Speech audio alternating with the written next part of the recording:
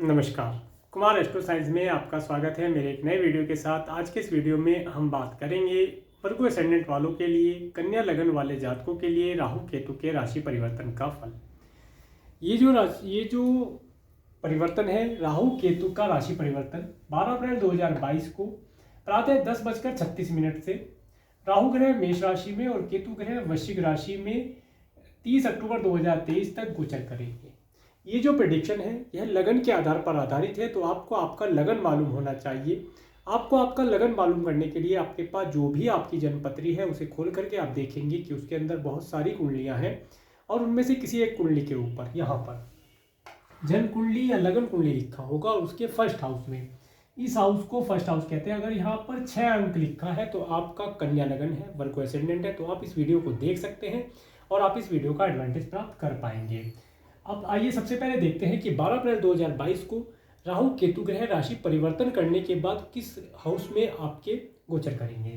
तो कन्या लगन वाले जातकों के सेकंड हाउस में केतु ग्रह तुला राशि में गोचर करेंगे और इनके 8th हाउस में राहु ग्रह मेष राशि में गोचर करेंगे। अब सबसे पहले बात करते हैं राहु ग्रह के बारे में कि राहु ग्रह हमें क्या रिजल्ट प्रदान करेंगे। कन्या लगन वाले जातकों के लिए राहु ग्रह का 8th हाउस में आना, ये हमारा आयु का स्थान होता है। तो आयु को कष्ट ये प्रदान कर सकते हैं। इस समयकाल के अंदर कोई मेजर ऑपरेशन होना की संभावना रहती है। अगर कन्या लगन वाले जातकों को कोई सेक्सुअली पार्ट से रिलेटेड कोई प्रॉब्लम है तो उसके अंदर प्रॉब्लम बढ़ सकती है, उसके लिए केयरफुल रहे। इसके साथ साथ पैरों के अंदर चोट लगने की, खरोच लगने की संभावना यहाँ पर राहु ग्रह देते हैं। इसके साथ साथ इस समयकाल के अंदर जो कन्या लगन वाले जातक हैं उन्हें उनके कुटुंब के सदस्यों से किसी न किसी प्रकार की प्रॉब्लम यहाँ पर होना राहु ग्रह बताते हैं।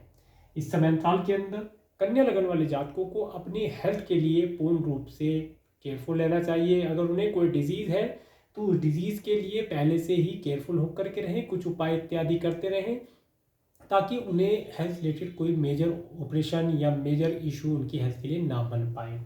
इसके बाद बात करेंगे केतु ग्रह की 5वीं दृष्टि की, राहु ग्रह की 5वीं दृष्टि की। 1 2 3 4 5 राहु ग्रह की 5वीं दृष्टि जब आपके 12th हाउस पर पड़ती है तो ये बताती है इस समय अंतराल के अंदर जो कन्या लगन वाले जातक हैं उन्हें उनके धन को किसी भी प्रकार से मेडिकल, मेडिसिन, हॉस्पिटल इत्यादि के ऊपर खर्चा होता हुआ यहाँ दिखाई देता है। इसके साथ साथ कन्या लगन वाले जातकों को उनकी आंखों के लिए विशेष तौर से ध्यान रखना चाहिए। आंखों के अंदर कोई एलर्जी होना, कोई चोट लग जाना, इसके लिए केयरफुल होकर के रहना चाहिए। अदरवाइज इस समय अंतराल के अंदर कन्या लगन वाले जातकों को स्पेक्स लग जाने की या चश्मा लग जाने की संभावना यहाँ पर दिखाई देती है। इसके बाद जब इसके साथ साथ एक चीज़ और यहाँ पर पता चलती है कि इस समय अंतराल के अंदर जो कन्या लगन वाले जातक हैं वे एब्रोड जाना चाहते हैं तो एब्रोड जा पाएंगे, परंतु इस समय के अंदर एब्रोड जाना उन्हें उनकी हेल्थ के लिए प्रॉब्लम में डाल सकता है। इसके लिए आप अपने बर्थ चार्ट को किसी अच्छे एस्ट्रोलॉजर से एनालिसिस करा करके ही अगर एब्रोड जाएंगे तो आप लाभ प्राप्त कर पाएंगे। इसके बाद जब राहु ग्रह की 7वीं दृष्टि आपके सेकंड हाउस पर पड़ती है तो ये बताती है इस समय अंतराल के अंदर जो कन्या लगन वाले जातक हैं उन्हें उनकी वाणी के लिए केयरफुल रहना चाहिए। इस समय अंतराल के अंदर वे कुछ ऐसे अनुचित शब्दों का प्रयोग कर सकते हैं जो सामने वाले के लिए हानिकारक हो और उसका प्रतिफल आपको जो फ्यूचर में प्राप्त होगा उसमें भी आपको नुकसान होने की संभावना बनती है। इसके साथ साथ इस समय अंतराल के अंदर कन्या लगन वाले जातकों को भक्ष्य पदार्थ खाने के लिए भी प्रेरणा मिल सकती है या वे भक्ष्य पदार्थ खा सकते हैं, ऐसा यहाँ पर पता चलता है। इसके साथ साथ इस समय अंतराल के अंदर कन्या लगन वाले जातक अपने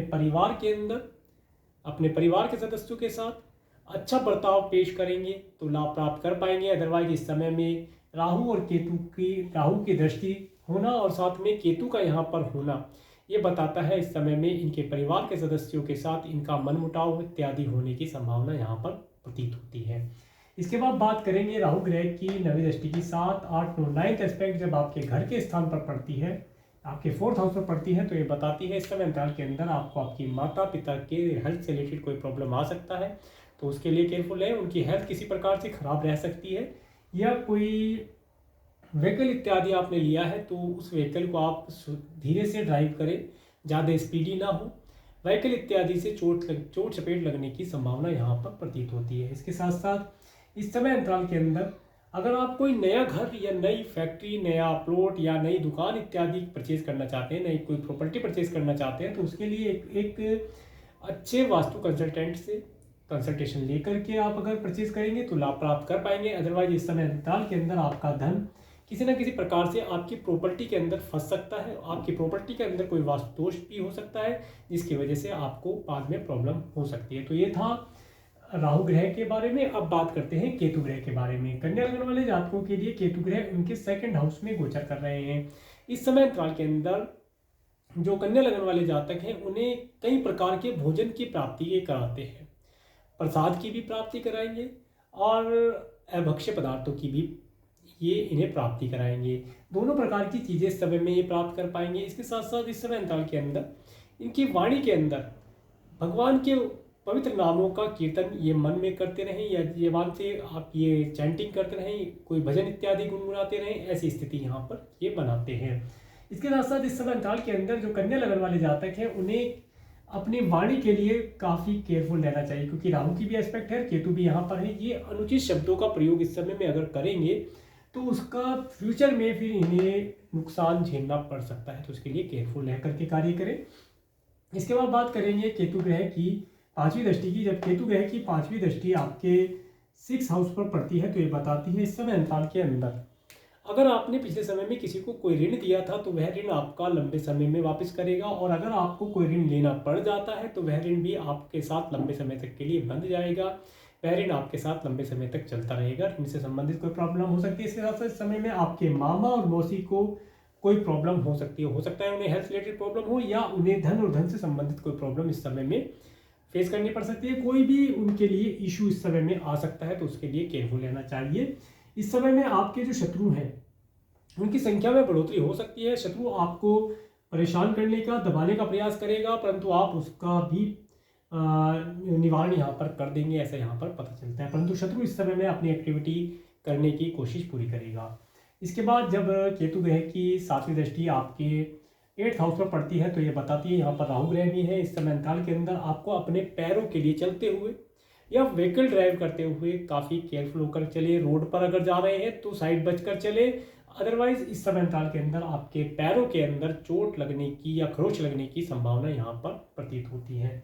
इसके बाद बात करेंगे केतु ग्रह की 9th एस्पेक्ट की। 7, 8, 9 9th एस्पेक्ट जब आपके 10th हाउस पर पड़ती है तो ये बताती है इस समय अंतराल के अंदर आपका कार्य व्यवसाय में बहुत जल्दी अप एंड डाउन का आना।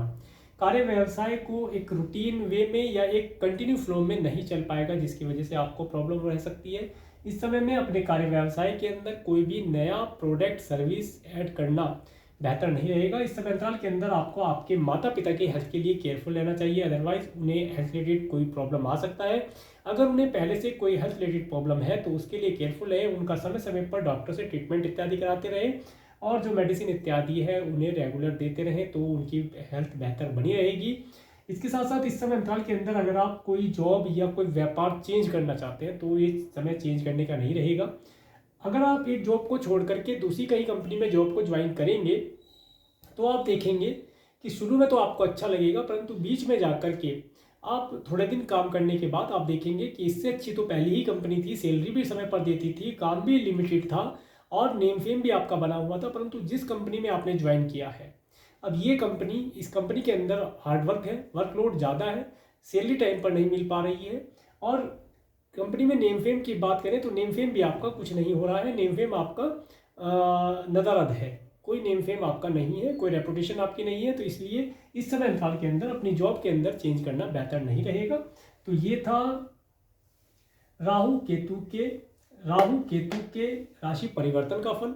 अगर हम इस समय अंतराल के अंदर राहु केतु से रिलेटेड कोई प्रॉब्लम फेस कर रहे हैं तो अब हम क्या करें कि हमारा समय आसानी से पास हो और जो प्रॉब्लम हमें हो रही है यह प्रॉब्लम हमसे दूर हो जाए। तो इसके लिए आप इस समय अंतराल के अंदर ये रेमेडी यूज़ कर सकते हैं। पहला उपाय, अपनी जो बहन है उनकी, या बहन है या बहन तुल्य जो भी हैं उनकी आप सेवा करें, किसी भी प्रकार से सेवा करें, जो भी आपकी सामर्थ्य है उसके अनुसार सेवा करें। इसके बाद ताजे फूल गेंदे के जो पीले रंग के फूल होते हैं ताजे, वे अपने पास रखें। कुछ फूल 1, 2, 5 जितनी आपकी सामर्थ्य है आप अपने साथ कैरी करें। इसके साथ स्ट्रीट डॉग की सेवा करें, कुत्ते की सेवा करें। जो स्ट्रीट डॉग होता है उसकी सेवा करें, उसे खाने पीने के लिए कुछ आप व्यवस्था कर सकते हैं तो आप अवश्य करें। उसकी सेवा करेंगे तो आपको लाभ प्राप्त होगा। तो ये था कन्या लगन वाले जातकों के लिए, वर्गो एसेंडेंट वाले जातकों के लिए राहु केतु के राशि परिवर्तन का फल। अगर आपको मेरा वीडियो अच्छा लगा है तो आप मेरे इस वीडियो को लाइक करें, और यदि आप मेरे चैनल पर नए हैं तो मेरे चैनल को सब्सक्राइब करें, जिससे आने वाले नए वीडियो का नोटिफिकेशन आपको मिल सके। और मेरे इस वीडियो को प्रेमपूर्वक देखने के लिए, मेरे इस चैनल पर प्रेमपूर्वक बने रहने के लिए आपका प्रेमपूर्वक धन्यवाद। नमस्कार।